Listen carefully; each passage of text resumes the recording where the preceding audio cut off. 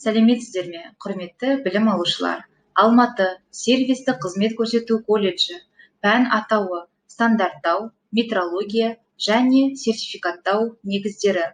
Мамандық тамақтандыруды ұйымдастыру. Оқытушы Мұратханқызы Асылзат. Сабақтың тақырыбы өнімді қаптау, маркілеу және штрих-кодтау. Сабақтың мақсаты өнімді орау, қаптау ережелерін, маркілеу тәртібі мен ережесін, өнімді штрих-кодтау қажеттілігін түсіндіру. Тауар қаптамасы бойынша тұтынушылық сауаттылықты арттыру. Қаптама дегеніміз өнімді тасымалдау және сақтау кезінде оны бүлінуден және жоғалудан қорғауды қамтамасыз ететін құрал. Қаптамаға қойылатын талаптар: қауіпсіздік, экологиялық қауіпсіздік, сенімділік, экономикалық тиімділік, өнімдермен үйлесімділік, эстетикалық талаптар қойылады.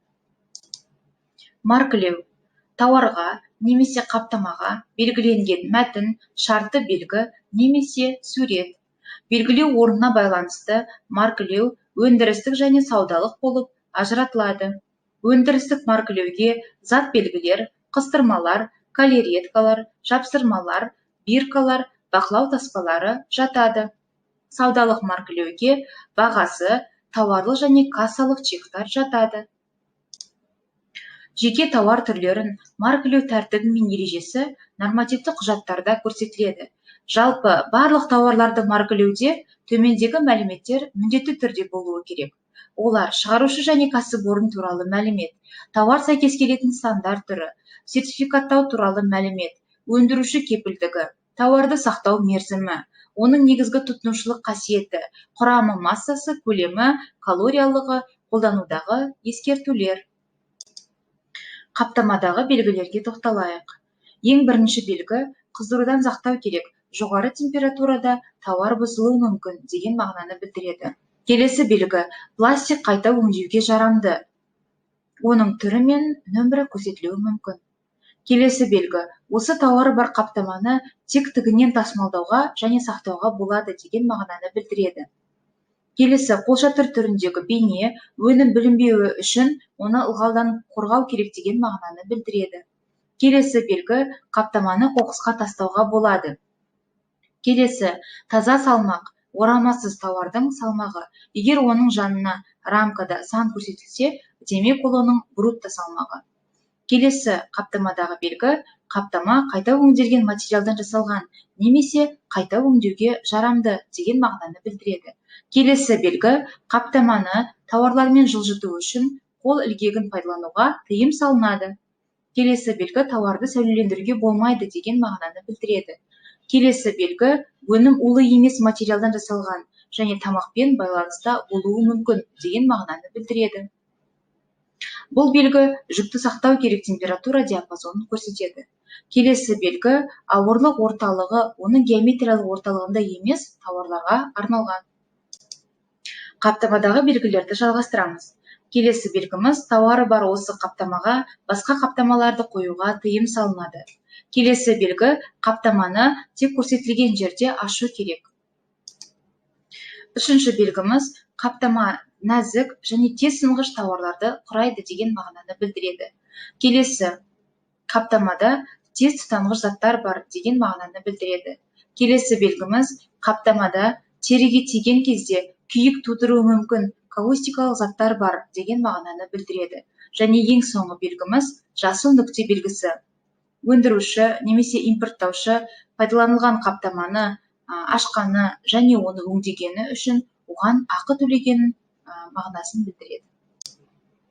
Тауарлық белгі ресми түрде рәсімделген графикалық бейне, ерекше аталу, цифрлардың, әріптердің немесе сөздердің ерекше үйлесуі, ол кәсіпорынмен тауарға белгіленеді және заңмен қорғалады. Тауарларды штрих-кодтау. Штрих-код тауар туралы ақпаратты есепке алу және автоматтандырылған идентификация үшін арналған сандар мен штрихтар түрінде кодталған белгі. Штрих-кодтың құрылымына тоқталайық. Ең алғашқы 2 немесе 3 сан мемлекет коды болып табылады. Одан кейінгі 4 сан кәсіпорын коды, одан кейінгі 4 сан тауар коды және ең соңғы 1 сан бақылау саны болып табылады. Осы цифрлардың көмегімен идентификация үшін қажет тауар туралы мәліметтер кодталады, яғни оның аталуы, сорты, массасы және тағы басқа мәліметтер.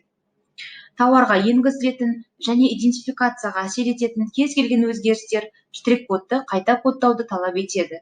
Тек бағаның өзгеруі штрих-кодтың өзгеруіне ықпал етпейді.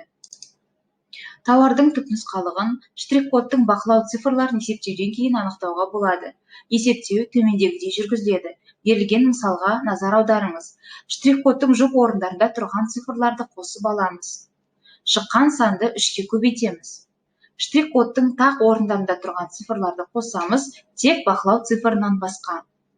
Екінші және үшінші пунктте есептелген сандарды бір-біріне қосамыз. Шыққан санның ондығын алып тастаймыз. Біздің мысал бойынша ол 4-ке тең болды.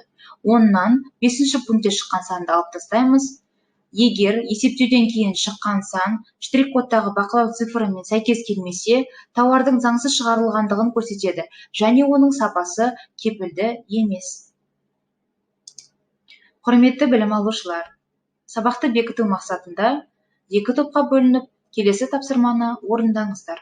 Бірінші топ 469 02 280 10 347. Екінші топ 487 005 001 248. Берілген штрих-кодты есептеңіз, қай елден шығарылған өнім туралы ақпарат беріңіз, бақылау саны не үшін есептелетінін түсіндіріңіз. Үйге тапсырма. Үйдегі кез келген тауарды алып, оның қаптамасын, маркаленуін, тауарлық белгісін штрих-кодына зерттеу жүргізіп, дәптерге жазамыз. Құрметті білім алушылар, осымен сабағымыз аяқталды. Назарларыңызға көп рахмет. Сау болыңыздар.